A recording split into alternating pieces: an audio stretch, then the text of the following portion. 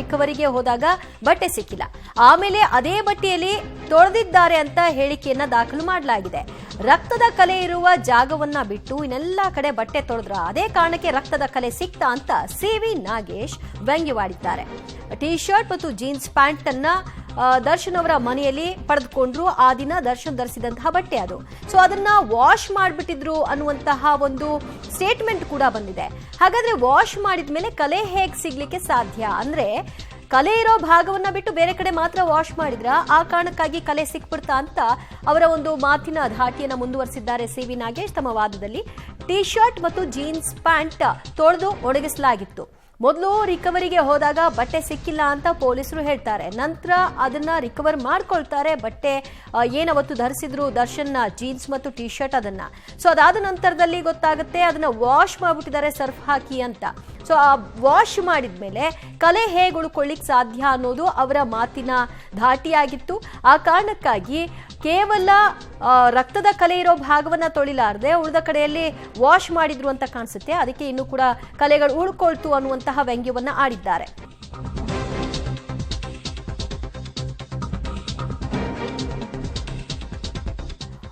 Okay, ಒಟ್ಟಾರೆಯಾಗಿ ದೋಷಾರೋಪ ಪಟ್ಟಿಯಲ್ಲಿ ಉಲ್ಲೇಖವಾಗಿರುವಂತಹ ಅಂಶಗಳನ್ನ ನ್ಯಾಯಾಲಯದ ಗಮನಕ್ಕೆ ತರ್ತಾ ಇದ್ದಾರೆ.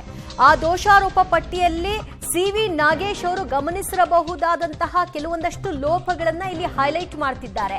ಇದನ್ನ ಯಾಕೆ ಹೈಲೈಟ್ ಮಾಡ್ತಿದ್ದಾರೆ ಅಂತ ಅಂದ್ರೆ, ನನ್ನ ಕಕ್ಷಿದಾರ ಯಾವುದೇ ಲೋಪವನ್ನ ಎಸಗಿಲ್ಲ, ಬದಲಾಗಿ ಆತನ ವಿರುದ್ಧವಾಗಿ ಉದ್ದೇಶಪೂರ್ವಕವಾಗಿ ಇದೆಲ್ಲವನ್ನು ಕೂಡ ಸ್ಟೋರೀಸ್ ನ ಕುಕ್ಡಪ್ ಮಾಡಿದ್ದಾರೆ ಅನ್ನೋ ರೀತಿಯಲ್ಲಿ ವಾದವನ್ನ ಮಾಡ್ತಾ ಇದ್ದಾರೆ. ಅದೇ ಕಾರಣಕ್ಕಾಗಿ ಮೊದಲು ಚಪ್ಪಲು ಅಂತ ದರ್ಶನ್ ಸ್ಟೇಟ್ಮೆಂಟ್ ಅಲ್ಲಿದೆ. ಆಮೇಲೆ ಶೂ ಅನ್ನ ಇವರು ತಮ್ಮ ಒಂದು ಕಸ್ಟಡಿಗೆ ತೆಗೆದುಕೊಂಡಿದ್ದಾರೆ.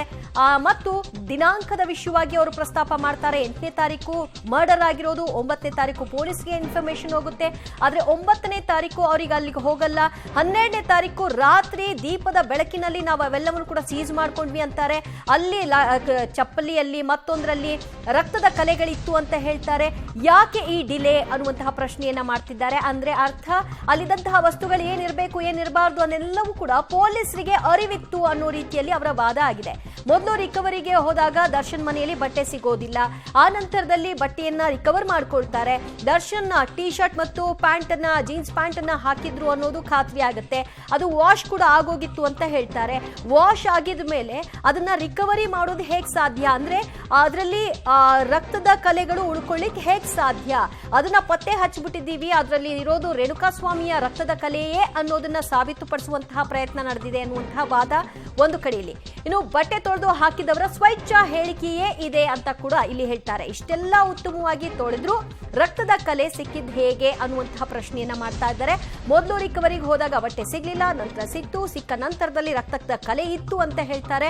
ಇಷ್ಟೆಲ್ಲ ನೀಟಾಗಿ ವಾಶ್ ಮಾಡಿಬಿಟ್ಟಿದ್ದಾರೆ ಅಂತ ಆ ಮನೆಯ ಕೆಲಸದಾಕಿಯ ಸ್ಟೇಟ್ಮೆಂಟ್ ಅನ್ನ ಪಡ್ಕೊಂಡಿರುವಂತಹ ಪ್ರಕಾರವಾಗಿಯೇ ಹೋಗೋದಾದ್ರೆ ವಾಶ್ ಆಗಿದ್ದಂತಹ ಬಟ್ಟೆಯಲ್ಲಿ ಹೇಗೆ ಕಲೆಗಳು ಉಳ್ಕೊಳ್ಳಿಕ್ಕೆ ಸಾಧ್ಯ ಅನ್ನುವಂತಹ ಪ್ರಶ್ನೆಯನ್ನ ಸಿವಿ ನಾಗೇಶ್ ಅವರು ಇಲ್ಲಿ ಸಿಟಿ ಸಿವಿಲ್ ಕೋರ್ಟ್ ನ್ಯಾಯಾಧೀಶರ ಮುಂದೆ ಪ್ರಸ್ತಾಪ ಮಾಡ್ತಾ ಇದ್ದಾರೆ. ಶನಿವಾರ ಕೊಲೆ ಆಗಿದೆ, ಭಾನುವಾರದವರೆಗೂ ಹೋಗಲ್ಲ. ಸೋಮವಾರ ಸುಶೀಲಮ್ಮ ತೊಳೆದು ಒಣಗಿಸಿದ ಹಾಕಿದಂತಹ ಬಟ್ಟೆಯನ್ನ ಇವರು ವಶಕ್ಕೆ ಪಡ್ಕೊಳ್ತಾರೆ. ಬಟ್ಟೆ ತೊಳೆದು ಹಾಕಿದವರ ಸ್ವಚ್ಛ ಹೇಳಿಕೆಯನ್ನು ಕೂಡ ಇಲ್ಲಿ ಪಡ್ಕೊಳ್ಳಲಾಗಿದೆ. ಇಷ್ಟೆಲ್ಲ ನೀಟಾಗಿ ಆಕೆ ವಾಶ್ ಮಾಡಿದ್ರು ಕೂಡ ರಕ್ತದ ಕಲೆ ಸಿಕ್ಕಿದೆಯಂತೆ. ಮೊದಲು ರಿಕವರಿಗೆ ಹೋದಾಗ ಸಿಗಲ್ಲ, ಆನಂತರ ಸಿಗುತ್ತೆ, ಸಿಕ್ಕ ನಂತರದಲ್ಲಿ ರಕ್ತದ ಕಲೆ ಇದೆ ಅಂತಾರೆ. ಇದೆಲ್ಲವೂ ಕೂಡ ಗಮನಿಸ್ತಾ ಇದ್ರೆ ದರ್ಶನ್ ವಿರುದ್ಧವಾಗಿ ಇದೆಲ್ಲವನ್ನು ಹೆಣಿಯಲಾಗಿದೆ ಅನ್ನುವಂತಹ ಆರೋಪವನ್ನ ಮಾಡ್ತಾ ತಮ್ಮ ವಾದವನ್ನ ಮಾಡ್ತಾ ಇದ್ದಾರೆ.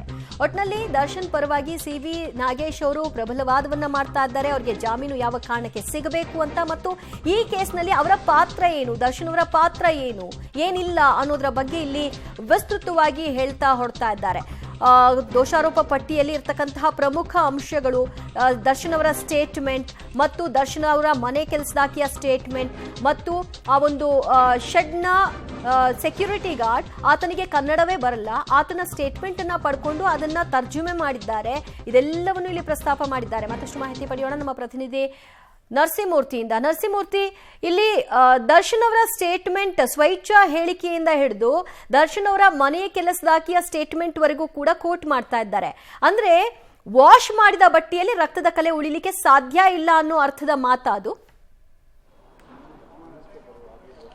ದಿವ್ಯಾ, ಸಿ.ವಿ. ನಾಗೇಶ್ ರವರು ತಮ್ಮ ಮುಂದುವರೆದ ವಾದದಲ್ಲಿ ಒಂದಷ್ಟು ಅಂಶಗಳನ್ನು ಕೋರ್ಟ್ನ ಗಮನಕ್ಕೆ ತರುವ ಕೆಲಸವನ್ನ ಮಾಡ್ತಿದ್ದಾರೆ. ಅಂದ್ರೆ ಪೊಲೀಸರು ಮೊದಲ ದಿನ ರೇಡ್ಗೆ ಮಾಡಿದಂತಹ ಸಂದರ್ಭದಲ್ಲಿ ಇವರು ಕೃತ್ಯ ನಡೆದಂತಹ ದಿನ ದರ್ಶನ್ ಅವತ್ತು ಕೊಲೆಯಾದಂತಹ ದಿನ ಧರಿಸಿದ್ದಂತಹ ಬಟ್ಟೆಗಳು ಸಿಕ್ಕಿರಲಿಲ್ಲ ಅನ್ನೋ ನಿಟ್ಟಿನಲ್ಲಿ ಉಲ್ಲೇಖವನ್ನ ಮಾಡಿದ್ದಾರೆ. ಅದಾದ ಬಳಿಕ ಬಟ್ಟೆ ಸಿಕ್ಕಿದಾವೆ ಅಂತೇಳಿ ಅವರೇ ಹೇಳಿದ್ದಾರೆ. ಆ ಒಂದು ಬಟ್ಟೆಯನ್ನ ವಾಶ್ ಮಾಡಲಾಗಿತ್ತು, ತೊಳೆಯಲಾಗಿತ್ತು, ಅದರಲ್ಲಿ ರಕ್ತದ ಕಲೆಗಳಿದಾವೆ ಅನ್ನೋ ಮಟ್ಟಿಗೆ ಹೇಳ್ತಿದ್ದಾರೆ. ಅಂದ್ರೆ ಆ ಬಟ್ಟೆಗಳನ್ನ ಕೇವಲ ಯಾರು ಕೆಲಸದಾಕೆ ಇದ್ರು ಆ ರಕ್ತದ ಕಲೆಯ ಜಾಗವನ್ನ ಹೊರತುಪಡಿಸಿ ಉಳಿದ ಎಲ್ಲಾ ಜಾಗವನ್ನ ತೊಳೆದ್ರಾ ಅನ್ನೋ ಮಟ್ಟಿಗೆ ಕೋರ್ಟ್ನಲ್ಲಿ ಒಂದು ರೀತಿ ವ್ಯಂಗ್ಯಭರಿತವಾಗಿ ತಮ್ಮ ವಾದವನ್ನ ಸಿ.ವಿ. ನಾಗೇಶ್ ಅವರು ಮಾಡ್ತಿರೋದು. ಅಂದ್ರೆ ಬಟ್ಟೆಯನ್ನ ತೊಳೆದಂತಹ ಸಂದರ್ಭದಲ್ಲಿ ಆ ರಕ್ತದ ಕಲೆಗಳು ಇರೋದಿಲ್ಲ ಅನ್ನೋದ್ರ ಬಗ್ಗೆ ಸಿ.ವಿ. ನಾಗೇಶ್ ಅವರು ವಾದ ಮಂಡನೆಯನ್ನ ಮಾಡದಂತೆ ಕಂಡು ಬರ್ತಿದೆ. ಮತ್ತೆ ಅವತ್ತು ಆ ಬಟ್ಟೆಯನ್ನ ತೊಳೆದಾಕಿಯ ಹೇಳಿಕೆಯನ್ನ 164 ಹೇಳಿಕೆಯನ್ನ ಸಹ ಮಾಡಿಸಲಾಗಿದೆ.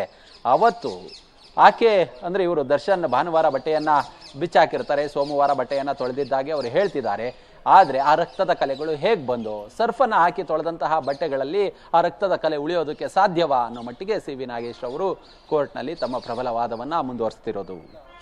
ಓಕೆ, ಸುಶೀಲಮ್ಮ ಅವರ ಒಂದು ಸ್ಟೇಟ್ಮೆಂಟ್ ಕೂಡ ಪಡ್ಕೊಂಡಿದ್ದಾರೆ ಅನ್ನೋದ್ರ ಬಗ್ಗೆ ಹೇಳ್ತಾ ಇದ್ರು. ಇನ್ನಷ್ಟು ಡೀಟೇಲ್ಸ್ ಪಡ್ಕೊಳ್ತೀನಿ. ಮೂರ್ತಿ ಸಂಪರ್ಕದಲ್ಲಿರಿ.